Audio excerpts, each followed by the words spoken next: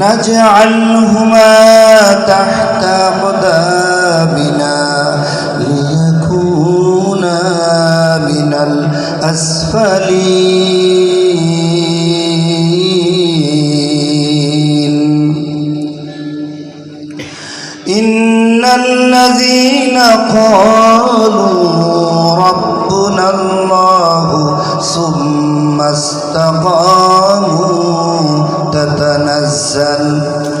تتنزل عليهم الملائكة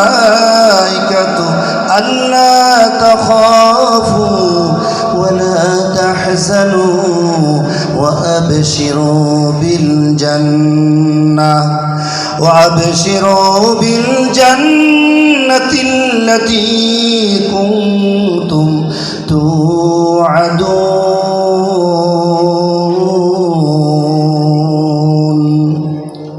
نحن أولياؤكم في الحياة الدنيا وفي الآخرة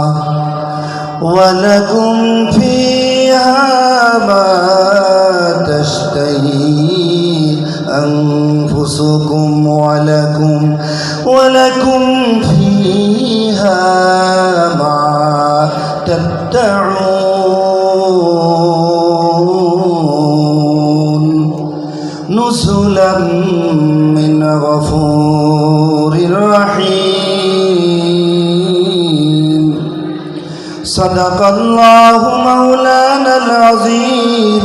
وصدق رسوله النبي الكريم ونحن على ذلك من الشاهدين والشاكرين والذاكرين والحمد لله رب العالمين। এই কালামে